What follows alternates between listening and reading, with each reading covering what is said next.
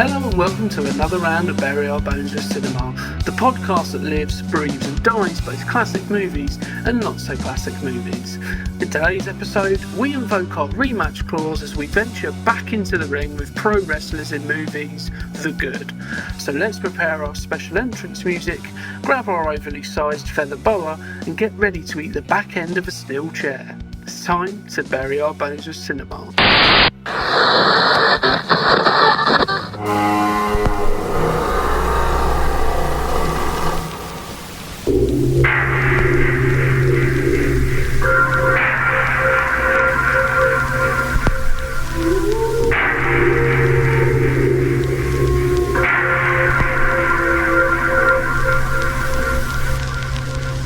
I'm David Heathbrow, Ghost Finder. Now, there are many haunted places up and down the country that if I were to sit here and list them all, by the time I was finished, I'd be a ghost. No, that's just a little joke, although I hasten to add that you should only joke about the forces of evil in the presence of a professional. I once knew a bloke who said that he didn't believe in the supernatural, and the next day he lost his car keys and his dog bit him. Now, you tell me that's not a sign of Beelzebub. But back to business. What I specialise in is determining if there is a presence within your home or office, but office do charge business rates. You and your husband are not trained to know if the fuse blowing on the kettle is a sign of faulty electrics or a message from Satan. I am. I graduated top of my class on the 2-day intensive course at the Lancashire School of the Macabre.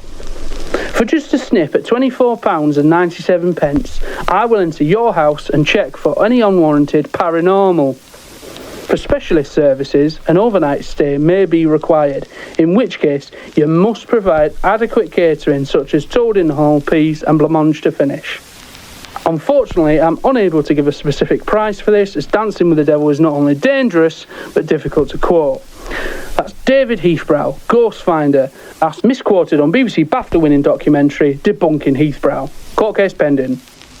That's David Heathbrow. Find me on CFAX, not the Yellow Pages.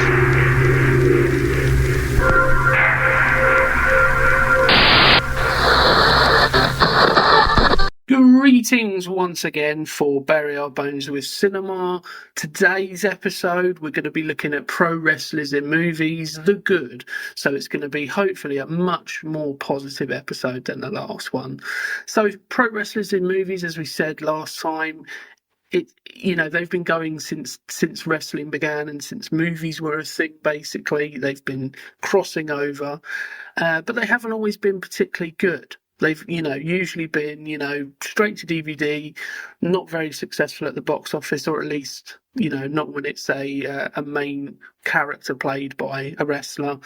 But that isn't to say that there isn't some good, decent films with pro wrestlers in there. So some honourable mentions straight away. Obviously, these ones are going to be probably a little bit more supporting characters rather than lead characters. But starting off with Terry Funk in Roadhouse. Obviously, the Roadhouse film has just been remade. Haven't seen that version. And I don't even know if I want to, because the original is a classic and it has a cameo from Terry Funk in there, the hardcore legend himself. We have Andre the Giant in The Princess Bride. A nice nostalgic film, a nice warm, fuzzy feeling when it comes to The Princess Bride. Obviously, Andre the Giant, in that is one of the most lovable characters in the film. We also have Jesse the Body Ventura in Predator and the Running Man. Now, Jesse the Body Ventura is, good friends with Arnold Schwarzenegger, and obviously that comes across when he's been in Predator and the Running Man. Both are fantastic films in their own right. Little tidbit for you: The Running Man was actually the first episode that myself and Jim done for Bury Our Bones with Cinema. However, it has not been released, so that could be something that we release later on down the line, but we never released that episode. But that was the first film that we covered. So moving on to the first film that I'm going to choose here for a pro wrestler in a movie that is pretty decent and good. I'm going to start off with 2014's Guardians of the Galaxy. Obviously this has Dave Bautista playing Drax the Destroyer. And I think it's safe to say that, for me anyway, Dave Bautista, I would say, is perhaps the most successful actor, not movie star, but the most successful actor from a pro wrestling background. I think Dave Bautista has really grasped the art craft, by the scruff of its neck, and really tried to become a fantastic actor and not just want to be a movie star. Often those things go hand in hand. If you want to be a fantastic actor, chances are you want to be a movie star, but not always.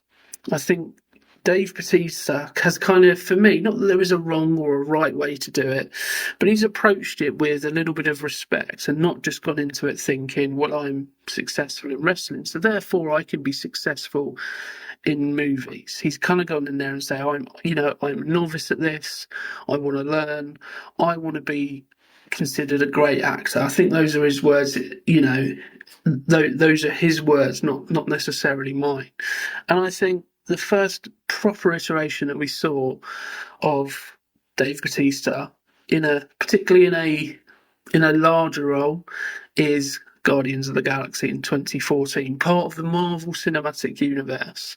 And obviously, since that point, he's gone on to do, I'm not going to say bigger things, but he's gone on to do a wide array of different things that are all, very respectable in their own right. But we're going to be looking at Guardians of the Galaxy to kick us off. Now, to start off, let's just have a quick peruse of the plot.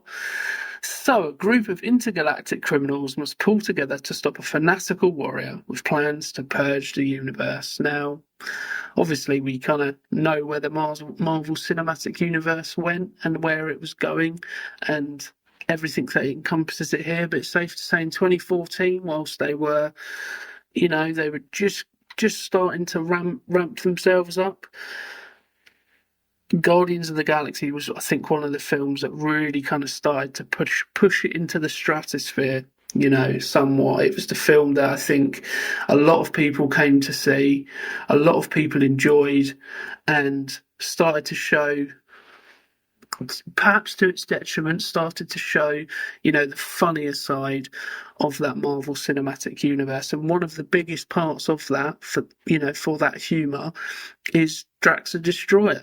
He's there not only as a formidable, intimidating character, but also adds an awful lot of humour to the film. So, having somebody like Dave Bautista was absolutely a risk at the time, because we didn't know he could be funny in the way that he was. He certainly hadn't really demonstrated it in wrestling. It's not like he came from wrestling where he was a comedic character. He was always playing that intimidating, kick-ass kind of character. So it was a bit of a risk. But luckily, for everybody who ended up going to see the film and for everybody who likes the film, they decided to cast Dave Bautista in that role. Now, obviously, I said a lot of people flocked to see this film, but just how many flocked to see this film? Well, against the budget of $170 million, which is, it's eye-watering type of money, isn't it, for a movie? And it certainly was on the trend of when movies started getting bigger and bigger and bigger budgets. Not the first film, and certainly not the biggest, but it was definitely, in that trend. Well, it made $94 million back in its opening weekend, nearly topping $100 million in its opening weekend. Just shows you the kind of pulling power that Guardians of the Galaxy didn't necessarily have, but Marvel had. Because I know that when I went to see this film, I went to see it because it was the next Marvel film. Now, I think we've come to that point where we're a little bit, it's a little bit like Westerns were back in the day, where comic book movies are a little bit too much now. I'm starting to get a bit bored of them. But at the time, I wanted to go and see every Marvel movie that came out, and this was the next one in there. And I didn't really know about the Guardians of the Galaxy. Never really heard of them before. I was a fan of, obviously, Dave Bautista, so I was like, well, it's got him in it as well. It's part of the Marvel franchise. Why wouldn't I go and see it? And as I say, 94 million back, nearly 100 million back in its opening weekend. Well, in the US and Canada, it made $333 million. So basically doubled its budget just domestically.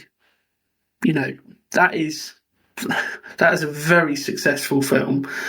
Well, if we then look at the numbers compared to worldwide, it made $773 million. So what's that? Triple, quadrupling its budget? You know, that is no mean feat. Obviously, it came out in 2014, as I said, but it came in August, so right towards the end of that summer blockbuster schedule. And again, we said this in a couple of episodes before. When you release in the summer, you want to release early in the summer, so you set the bar. To come in August, where a lot of the movies that have come before it would have been try and top that. You're not going to top this. This comes along and probably smashes it. I don't know if it was the most successful film of the year or of that, summer window, but it would not surprise me if it was. So this film was obviously direct. I say obviously. I always say obviously, but it's not obvious, is it? But directed by James Gunn. It was also written by James Gunn with the help of Nicole Perman, Dan Abnett, Andy Lanning, and 7 more, it says on IMDb. And a lot of those are probably related to the comics. But it was produced by, as most Marvel films have been or are, produced by Kevin Feige. The composer was Tyler Bates. Cinematographer was Ben Davis. The editors were Fred Raskin, Hughes Winborn, and Craig Wood. The casting directors were Sarah Finn. So big kudos to Sarah Finn for casting Dave Bautista here. And the production designer was Charles Wood. So James Gunn, I think at this point, I don't think he had too much underneath his belt. He had a couple of films underneath his belt, but he wasn't the James Gunn that we know now. He was coming off a film like Movie 43, which isn't a very, very good film at all. It's kind of it's one of those anthology type comedy films. It's perhaps most well known for having Hugh Jackman with a pair of bollocks hanging from his chin. He done the film Slither, which was a good film, good little horror film in 2006, and I can't think of the name of it, but it was what was that? Let's just have a look, shall we? Let's have a look, because it's going to annoy me. It's a good little film, which actually stars a musical theatre star that I found out the other day from Spring Awakening. I'm appealing to a very niche market now, aren't I? But the Belko Experiment, there we go, in 2016. So 2 years after this, he done the Belko Experiment, which is very similar to Battle Royale. But again, a good film. So by this point, James Gunn was just about to kind of hit into the stratosphere and become, what we know now of James Gunn. And I think that direction is probably one of the best things about the film. And obviously, he had a huge part in casting. So he decided to cast Chris Pratt as Peter Quill, Zoe Saldana as Gamora, Dave Bautista, as we've mentioned, as Drax, Vin Diesel as the voice of Groot, Bradley Cooper as the voice of Rocket, Lee Pace as Ronan, Michael Rooker as Yondu Udonta, Karen Gillan as Nebula, Demon Hanso as Karath, John C. Reilly as Corpseman Day, Glenn Close as Nova Prime, Benicio del Toro as The Collector, Laura Haddock as Meredith Quill, Sean Gunn, his brother, as Kraglin, and Peter Serafinowicz as Denarian Sal. So a lot of big names there, which is no surprise considering the budget and considering the pulling power of Marvel. But even things like having Vin Diesel simply supply his voice there is something quite to behold, isn't it? Because somebody like Vin Diesel, you would think, oh no, I want to be on the poster. Oh, you want to see my face on the poster.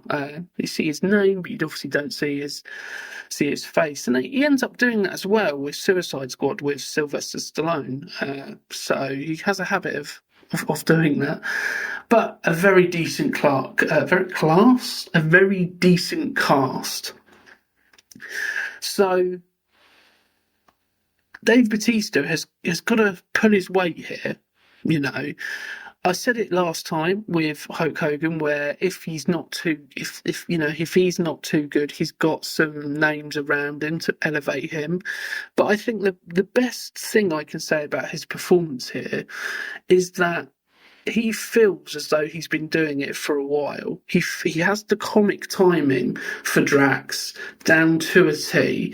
He's what I would say the most surprising character in the film, because you see Drax, obviously, the red or sort of orangey kind of scarring and tattoos, whatever you want to call them, against the green skin, and the two big machetes. And you see that particular figure, and you think, well, this is not a dude to be trifled with. And his backstory, when he explains it in the film, again, not to be trifled with. But he's able to use that to his advantage to get those comic elements in there, to be able to say and to convince people that I'm going to be this really bad dude, and actually I'm going to make you laugh at the same time, because that's, and that takes some real skill to be able to do that, and for it to be believable as well, and it not to feel as though the only reason you're in that role is because you are of a physical difference and because it jars with whatever. Interestingly, apparently one of the big things about Drax, he has to look obviously intimidating, but he has to look more intimidating than Peter Quill, played by Chris Pratt. Chris Pratt is around 6'2", so you need somebody who's at least a couple of inches taller. Dave Bautista's 6'5", so obviously there is that element too there, but that's not the only reason he's there. He's there to really kind of add that comic value, and there's points in there as well where you do feel some heartfelt. Maybe later on in the series it goes into that backstory a bit more, and we start to feel sorry a lot more for the Drax character. But without this solid basis in the first iteration and the first film of Guardians of the Galaxy, it's really, really difficult to get to that point. I think one of the best things I can remember about the film is the way that he seamlessly is able to kind of insert himself into this group of well-known actors, and not bring the rest of the film down. That's takes some real skill, because it would have been incredibly obvious if he'd have just come in and rested on his laurels and said, I'm a wrestler, I've got a career here, I'm Billy Big Bollocks. It would have been really easy for him to do that. But actually, according to interviews, he hired an acting coach so that he was prepared for this role. Now, not a lot of people would say they're going to hire an acting coach for something like Guardians of the Galaxy, but that shows you the kind of determination and the want to actually hold his own and to be a good actor and not just a movie star. Obviously, he's going to be a movie star coming out of this with a 770 million gross, but it's not just something that he's trying to do to earn some money, because as we know, he's come from wrestling, doesn't need the money from that perspective. So it's important, or it was important for him to be able to stand toe to toe with these other performers, and he does that.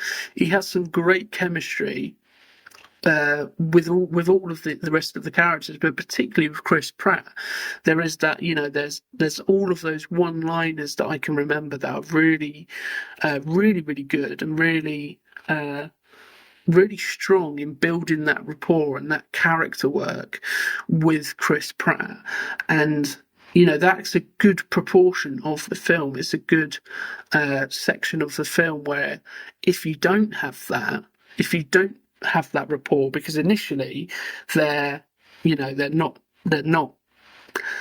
a team, they're all getting to know each other. If you don't have that character arc where you go, okay, we started out as not enemies, but we started out as adversaries, shall we say, and we weren't on the same page. But now, after the events of the film, we're now the Guardians of the Galaxy, and we are now working as one team. Without that character development and without that rapport, it falls flat. And luckily, it doesn't fall flat here. One of the scenes I do find particularly funny, the first one being in the scene where they're in the bar and they're betting on the small little creature in the club, and Drax says, "Yes, I have won," or something to that effect. "Let us put more of this liquid into my body." I did find that particularly funny, and also as well when they're doing the prison break scene, there's a scene where they're all trying to figure out what is the plan and what they do, and I think Peter Quill says, "I have to agree with the walking thesaurus," and deadpan Drax just looks at Peter Quill and says, "Do not call me a thesaurus," as if it's a really offensive term. And I think again it works because it's such a deadpan delivery, and that goes back to his ability to know what to do in what situation. Like, if I can only compare it really to when I watched Suburban Commando with Hulk Hogan. If that had been Hulk Hogan, I think he would have hammed it up an awful lot, and I think a lot of inexperienced performers would have done the same thing and really hammed it up and really over delivered. Whereas Bautista had a real ability to know, actually, less is more here. I can just go, "Do not call me a thesaurus." I can do it like that without having to really think too much about it. I can just deliver the line and kind of go as it kind of needs to be without over delivering. And I think that's a real nuanced kind of performance and a nuanced thing to do that actually could have quite easily mean that he could have just done that throughout the whole thing and just hammed everything up and really, really made it bigger than it needed to be. And it's a very fine line with Drax because of his emotions. He's very emotional, but he's also very stoic at the same time, which does seem a little bit like a contradiction. But it's the way in which he's either showing no emotion whatsoever or showing every emotion or to his emotion to the nth degree. So, and that is based on the performance of Dave Bautista.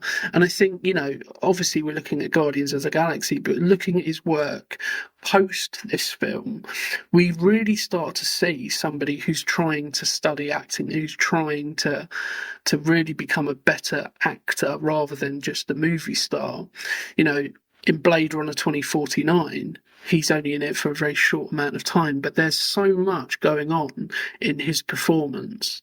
There's so much where you look at it and you go, this is really nuanced, which we don't often use that word to describe pro wrestlers in movies, unfortunately. We should, but we don't.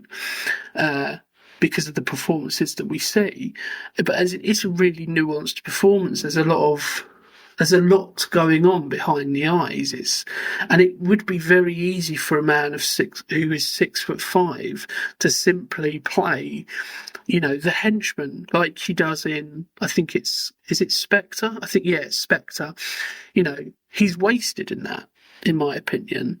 That, to me, felt like a film he should have done prior to Guardians of the Galaxy. Now, he's not bad in it by any stretch of the imagination, but it's just what we come to come to see and get used to when it comes to pro wrestlers in movies. If they're in a really mainstream movie, it's usually in a very small role, playing a henchman or playing the big dude who's going to kick your ass type of thing. So it didn't really do anything for him, but some of the things that we've seen him in, I went to see not so long ago, Knock at the Cabin, which isn't a particularly great film on the whole. It has its issues, but one of the standouts of that film is Dave Bautista.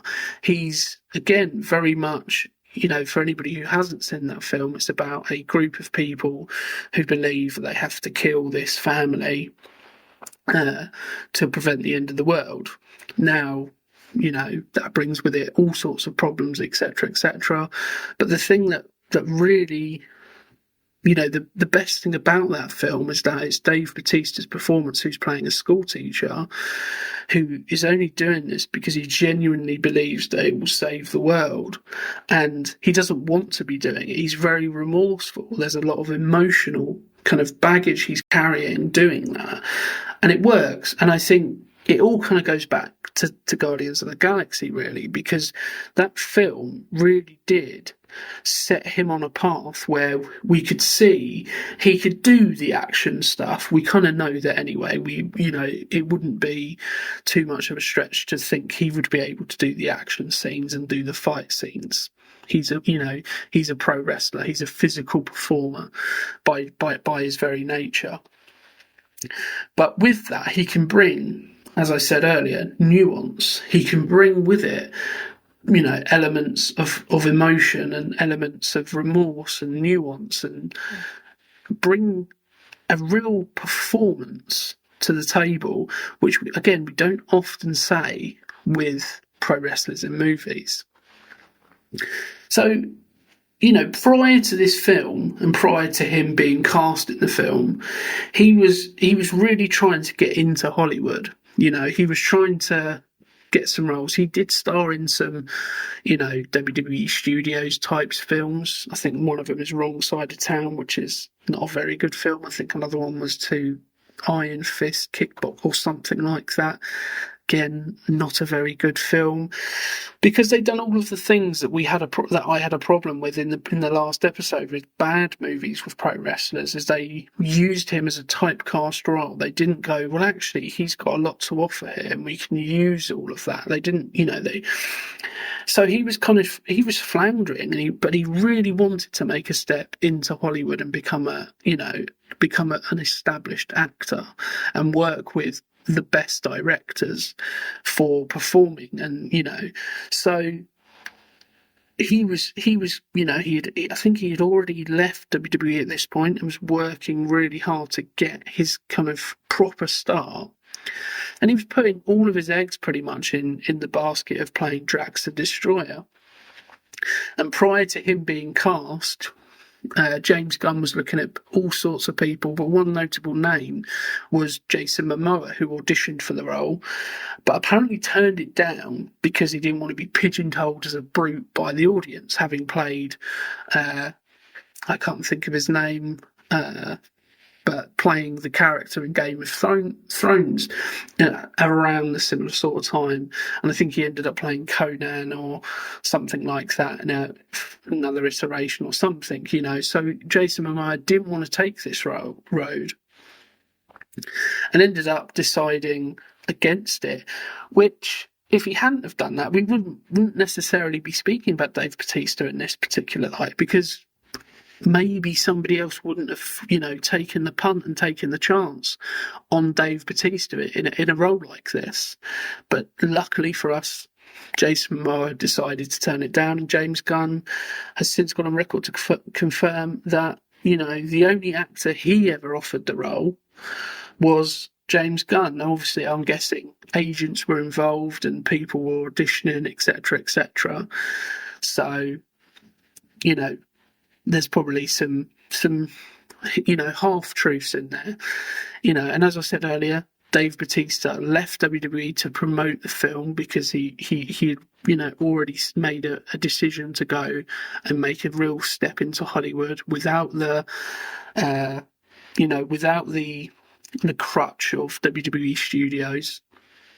And, when he found out he got the role of Drax the Destroyer, he broke down, and he was totally overjoyed because he was so ready, apparently, for this particular role. He was so ready for, or maybe not this role, specifically, but for this opportunity. He'd worked hard, and this is where he decided, I'm not going to let anybody down. This is my chance. I think he was at this time, he was in his 40s. So he wasn't getting any younger. So he needed to take that opportunity and really, really make a positive statement with this performance. And that's why he hired the acting coach. And as I say, I can't say enough good things really about Dave Bautista in this role. Interestingly, just a little side note when it comes to Drax, because there are probably quite a lot of similarities with the Incredible Hulk, obviously from the same universe. So the film changed the colour of his skin ever so slightly to be slightly muddier, so a muddier grey, because they didn't really want to, confuse that character with Gamora in the film, but also because of the Incredible Hulk. If you've got the Incredible Hulk, you don't really want another, muscle-bound dude looking very, very similar. So that's kind of what they decided to do there.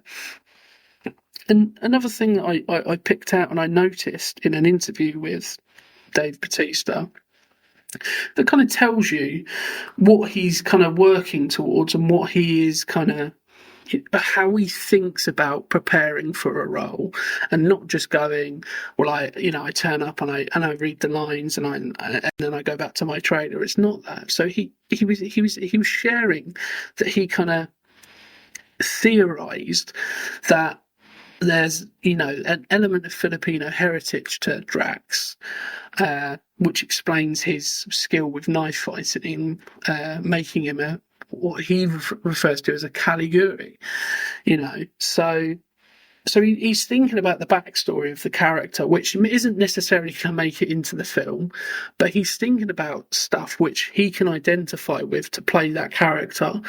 Now, obviously, we're not looking for method acting when it comes to Marvel movies, but that kind of shows you his approach is slightly different from the average pro wrestler in a movie.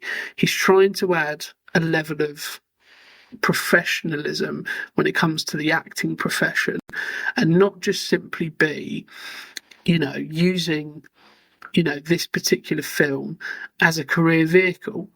He's trying to really make a statement and really say, yes, I may be a pro wrestler in the past, but now I'm an actor.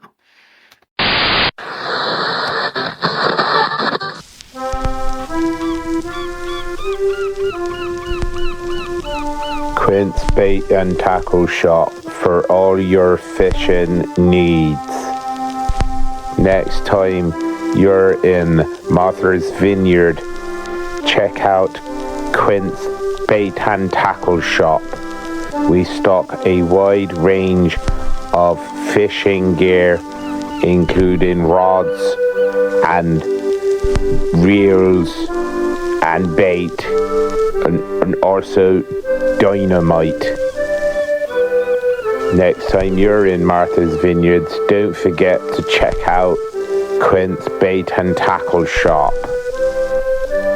Also, booking now for Quint's offshore fishing. That's Quint's Bait and Tackle Shop, south of the pier, Martha's Vineyard.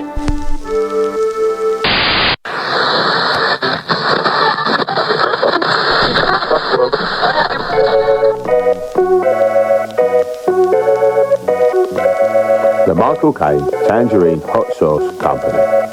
Available in 3 varieties of heat: mild, agitated, and ruby red. Michael Caine's Tangerine Hot Sauce. It causes a painus in the anus of Michael Cainus.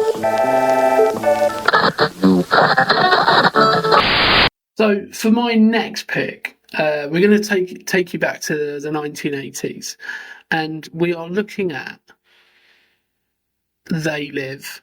So John Carpenter's They Live, starring none other than Roddy Piper, which I think is a absolute cult classic of a film. You can't really go too far wrong when you pick a John Carpenter film anyway. But I think this is one of his better films. But probably one that people kind of forget. When you think John Carpenter, you naturally think of Halloween or The Thing. But They Live is right up there with those other films. So, kicking straight off with the plot. So Nada, a down-on-his-luck construction worker, discovers a pair of such special sunglasses. Wearing them, he is able to see the world as it really is. People being bombarded by media and government with messages like stay asleep, no imagination, submit to authority. Even scarier is that he is able to see that some usually normal-looking people are in fact ugly aliens in charge of the massive campaign to keep humans subdued. So immediately right there you have kind of all the hallmarks of a good John Carpenter film there. You've kind of got social commentary in there. You've got, aliens or, some form of creature or something like that. And you've got some avenues where you can explore some humour in there. So I'm going to start with the cast today. Obviously, we've mentioned Roddy Piper playing Nada. We've got Keith David playing Frank. Keith David, again, is such an underrated performer. His voice alone is very, very recognisable, and he's done a lot of voice work. We have Meg Foster playing Holly. We have George Flower playing Drifter. We have Peter Jason playing Gilbert. And we have Raymond St. Jacques playing the Street Preacher. So, not a massively name-based cast there. Only a couple of names that people will probably recognise. Roddy Piper, Keith David, for example. So unlike Guardians of the Galaxy, where you've got a good ensemble cast. Now, I'm not saying that anybody here isn't good at what they do, but that it isn't like you've got several big names around the pro wrestler to support them in their first film. It's not like that here.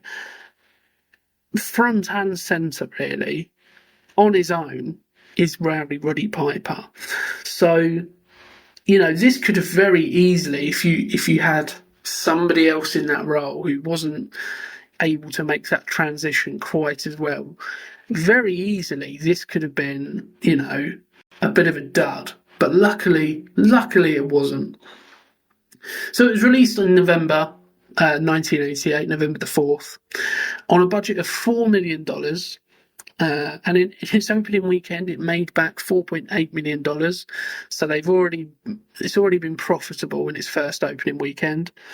And worldwide in gross, US and Canada, and worldwide gross is just under 13.5 million.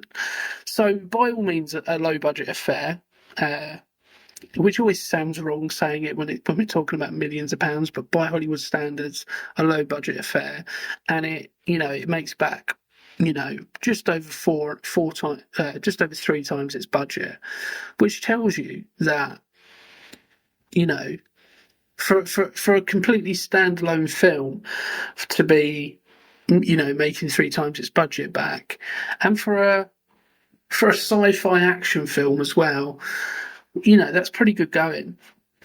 So as I mentioned earlier, it was directed by John Carpenter, who also helped write the screenplay with the help of Ray Nelson.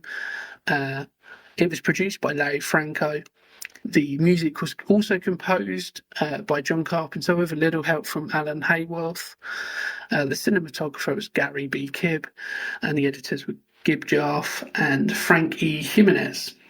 So, I think one of the good things about John Carpenter in his direction is he usually ends up helping write the script, which I think is always it's always a good thing when you have a writer who is also directing, because it's easier to get that from page to screen, because generally speaking that director, because they've written it, kind of understands the scripts and understands what needs to be doing scene by scene in order to get to where it needs to go. It's also good for John Carpenter to compose as well, because for that same reason he's able to keep those things all on the same page and all singing from the same hymn sheet, so that nothing feels disconnected. It doesn't always work, of course, but in this instance with John Carpenter, I think it really does work. Obviously John Carpenter's themes are somewhat legendary.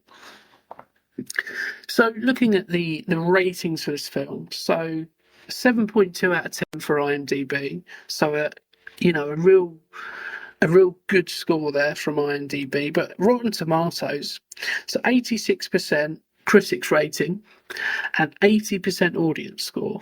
So that tells you straight away that this is a well thought of, well regarded film.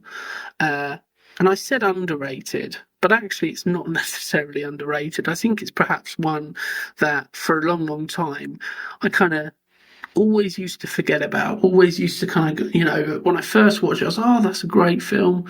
I've really enjoyed that. Didn't watch it for a long, long time, so I kind of forgot about it.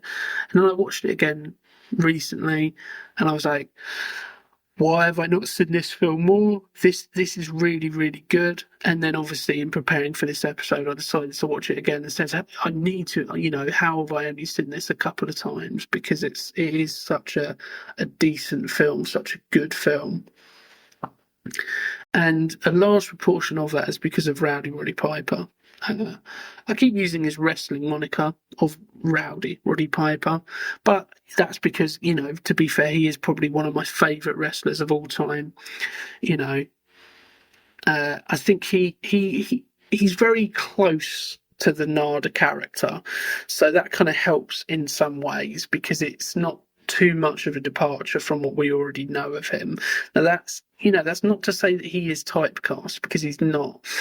But he is a bit of a drifter himself. He is a bit of a lone wolf himself, and doesn't really, from what I know about him anyway. So he kind of means that he kind of understands the character a little bit more, because he feels as though he's walked in the same shoes, and that really kind of does come across.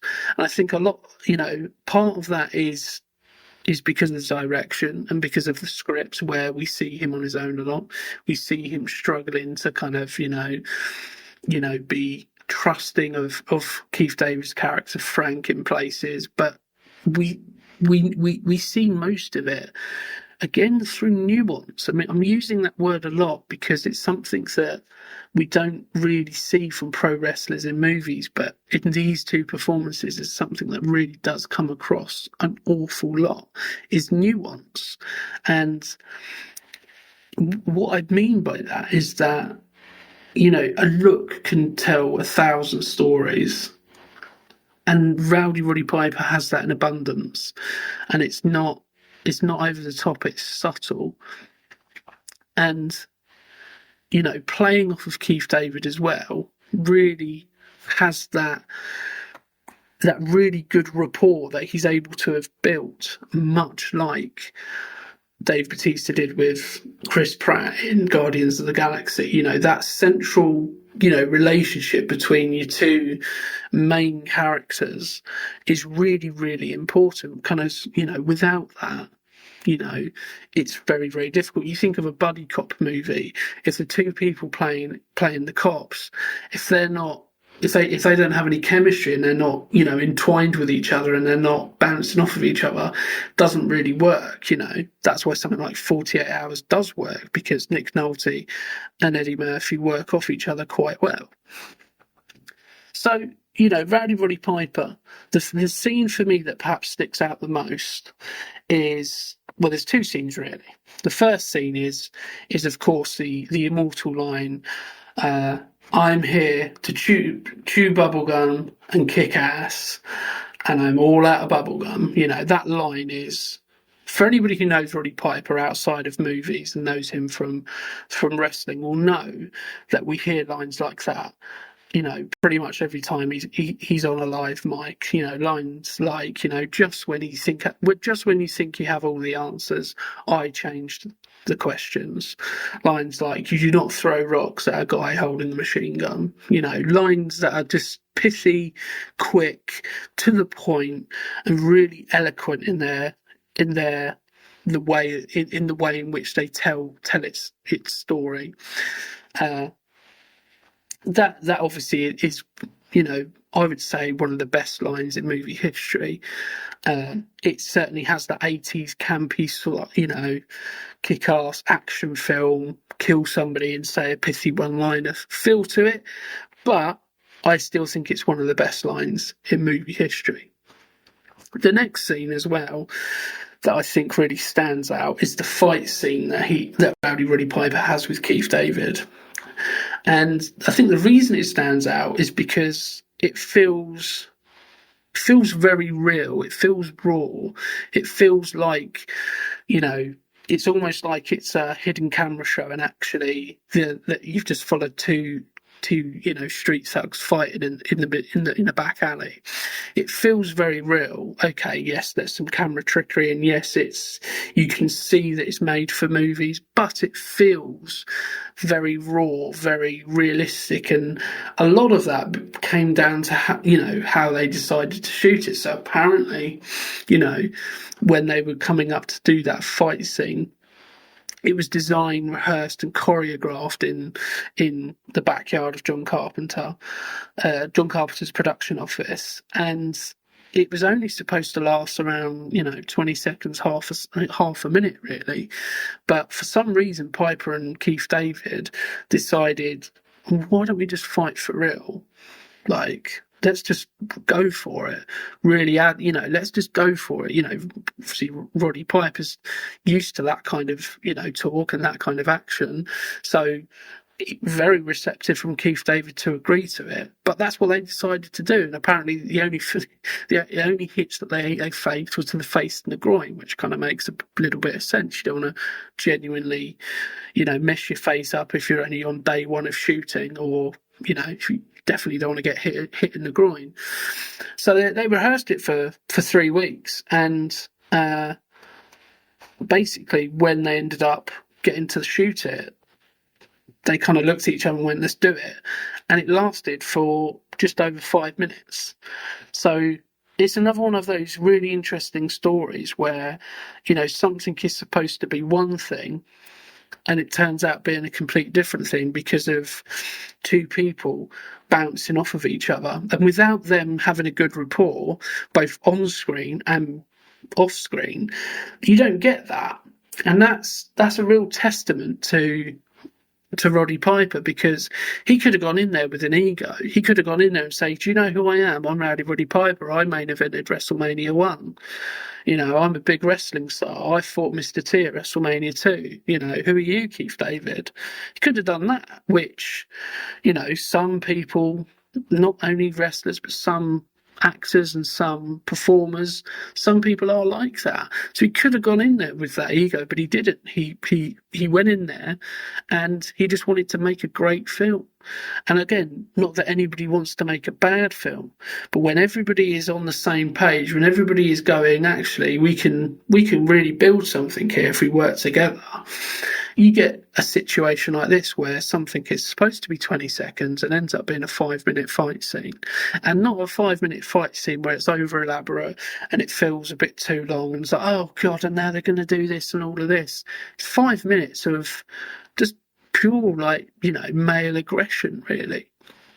And it works so well. It is one of the standout scenes in the film, and there are a lot of standouts in the film as well. So, that classic image of when he first puts the glasses on and he looks up at the billboard, that's an iconic scene as well. When he looks at the people who he thought were humans, but they're not humans. Classic, iconic scenes. And actually, the thing I'm talking about first, more than all of that, which is what the crux of the film is a fight scene.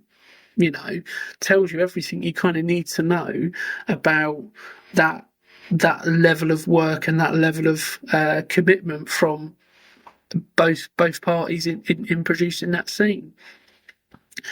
And generally speaking, Roddy Piper here is, for all intensive purposes, is Nada. Nada is Roddy Piper. It's very difficult to kind of work out where Roddy Piper begins and Nada ends. It's very difficult to do that. And that, to me, is always a good sign of someone who's in tune with the performance and who delivers a good performance, we've all got those characters who we see from a film or from a TV show that we resonate with, and we kind of end up thinking that particular actor is like that. My one is David Jason as, Del Trotter. For me, he is Del Boy. So when I see him not being Del Boy, it feels weird. I don't like it because it's not Del Boy. That's not who I know. But it's so in tune with that performance. Obviously, it's a very, very different performance from the one that I mentioned in here. But just to illustrate the point, it's very difficult to kind of separate Nada from Roddy Piper. And because of that, it feels, again, very, very real and very raw. It doesn't feel like a big over-the-top performance. There can be elements of that. For example, the one-liners, they are over the top, and that's okay, because the rest of this, character is this. Even some of the earlier shots where he's walking up and down the streets and he's trying to find a job, it's very reminiscent of Rambo. The first Rambo film, where we see Stallone's character there, John Rambo, kind of trying to find his way in this village, and also not village, but in this town. It's very, very similar in feel and esque, and obviously, that film is held in high regard, and Sly Stallone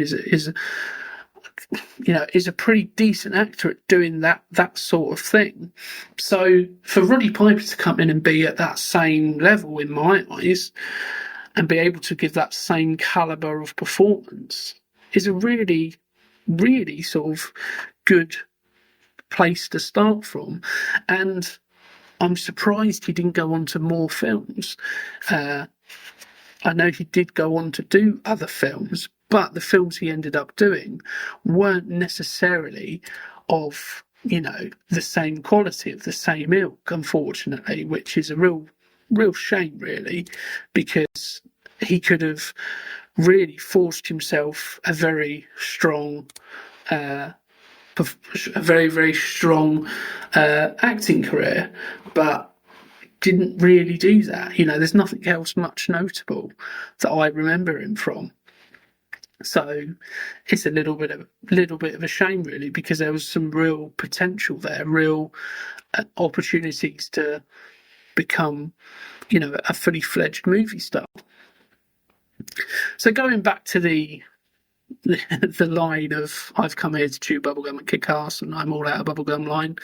So that was ad-libbed by Roddy Piper, which, as I said earlier, was no surprise based on what we know from his wrestling career. But what he actually done, apparently, is he would write down these one-liners. He would write them down in a notebook. And that would be his, that's a good line, I can use that in a promo for wrestling. And he brought this on set, and John Carpenter looked at him and was like, what's that you've got? And he went, it's just a book of one-liners, like, have a look. And so, he would look through and he went, I like that line.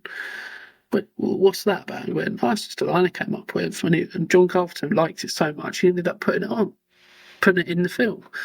And then, to coincide with that, Piper then went on to use it in a promo, in delivering for a match later on in his career.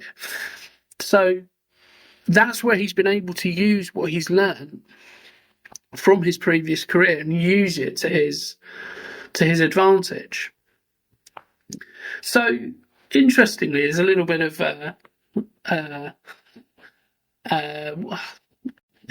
what's the word I'm looking for? Urban legend, shall we say. So for years after the film's release, Even on the movie's DVD commentary that I watched, Roddy Piper maintained that the film was actually based on an actual incident in the 1950s, in which a company manufactured a TV that planted subliminal messages in women's brains, instructing them to make extravagant purchases and, go and buy this and buy that, etc., etc. What Piper didn't really know is that he was unaware that the documentary he had seen was in fact a comedy short. So unfortunately, up until his death, he kind of remained, adamant that this was a real incident and this was something that was, genuinely true. But that's not necessarily a bad thing, because all that meant was that he, again, to use a wrestling term, he kept kayfabe, and he, protected that, that mystique around that particular, subject matter. I mentioned earlier about the rapport that he has with Keith David, and obviously Keith David had, worked with John Carpenter in The Thing, and that's why he cast him in this role, because he wanted somebody who wouldn't be a traditional sidekick. He wanted somebody who could stand toe to toe with Piper and could hold his own. That fight scene being a perfect example of that. And John Carpenter wrote that role specifically for Keith David, and that's a really, really shrewd move there, because actually you put let's say you have a comedy sidekick in that, or a traditional sidekick in that role, suddenly it starts to lose its magic slightly, because it then starts making light of situations, and you've got opportunities for comedy that isn't natural comedy, that's more forced comedy because of the general nature of the relationships that you have within that particular movie. So to have Keith David in that role is also knowing your actor as well, knowing your lead actor, which, again, this is what I was kind of alluding to last time, where not all directors are skilled enough to know what you have in front of you. So I know I've got Roddy Piper here, so I think the best thing I can do to get the best out of Roddy Piper is give somebody like Keith David a role in the film, because that will create a little bit of almost competition amongst those performances and amongst those lead actors. And they're not necessarily trying to top each other, but they're always trying to just push each other to give the best performance. That fight scene is a really good, I keep going back to it because it's a really good example of everything that I think makes Roddy Piper great in this. But knowing your lead actor and knowing your performer really, really helps, and really actually can nail down a good performance, because without it, not knowing what you have in front of it, you can do something that just doesn't work. And knowing what to do is half the battle in a lot of cases. And Piper points out that his character, it was very much like himself, as I mentioned earlier. Like, I could see that come across when I was watching the film, but Piper even said it was, a little bit of an introvert. So he pretty much had the character nailed down, because he could identify with that. And although he could identify with that character, what's interesting here is that Piper wasn't a fan of his performance, particularly in the post-fight scene in the motel room. Apparently Carpenter told him he was proud of him for opening up and delivering an authentic, real performance. But Piper kind of wished he'd pushed himself a bit harder. Carpenter says he says he was very, very proud of it, and he still watches those films, and he could have done this, he could have done that better. But Piper really wanted to push himself, and it kind of goes back to that thing I was saying about Dave Bautista, whereby they're actually trying to do the best they can. And I'm not saying that any of the professional wrestlers in movies are never trying to do the best they can, but they're trying to push themselves to be a better performer, a better actor. They're not just trying to create something that is going to make money. The motivation behind why you're doing the movie is always a key thing here. I think for Piper and for Dave Bautista, they wanted to do the movie because they want to act, or they at least had a desire to act, rather than simply have a desire just to be in a movie, just to make some money. That's the difference, in all honesty, in my eyes.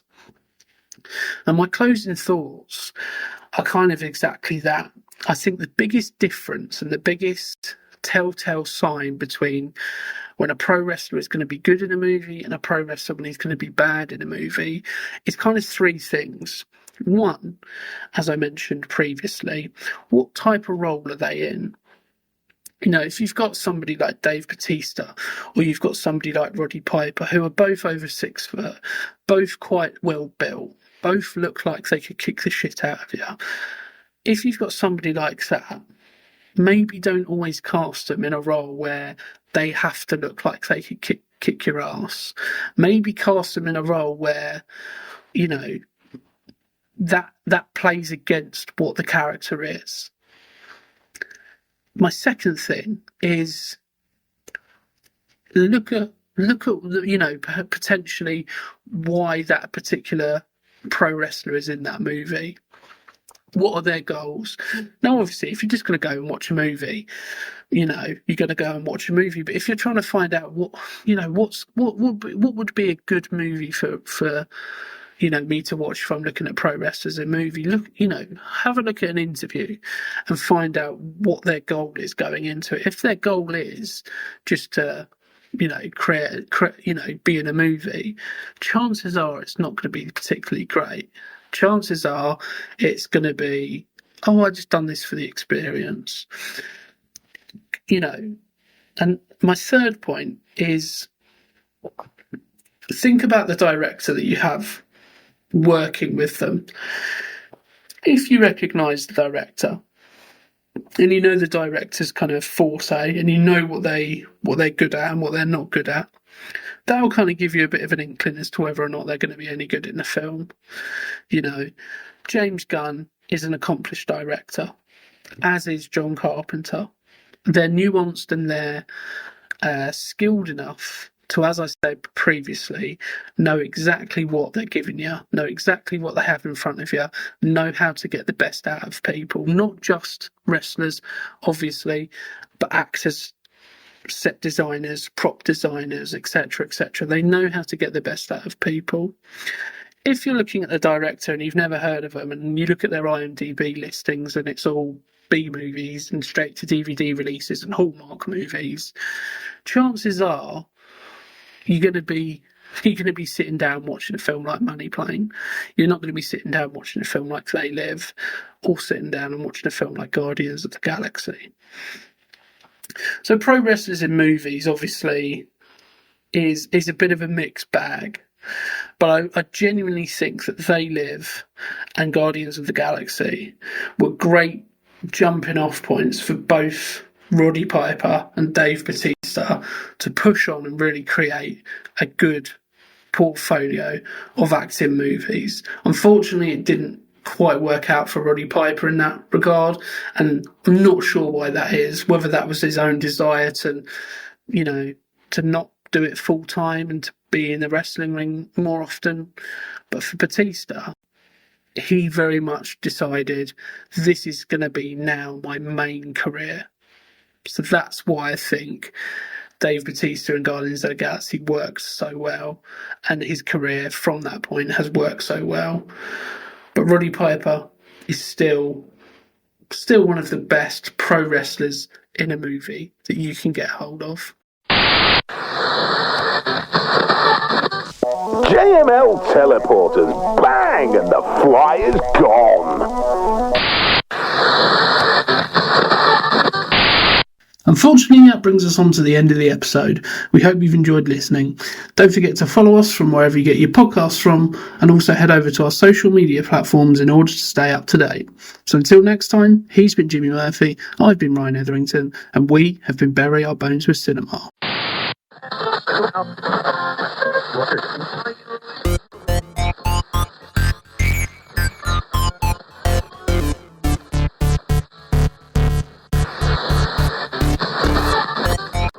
Be a one-button job.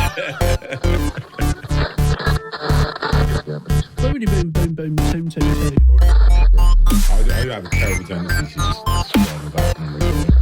But if you're talking, when we're doing it, I still find it slightly distracting. It's a bit weird, but I think it's a bit weird, but I suppose... maybe if we listen to this back, see if it sounds... I was like, I'm going to have to stop it. We listen to it back, Good job I observed that well, wasn't it?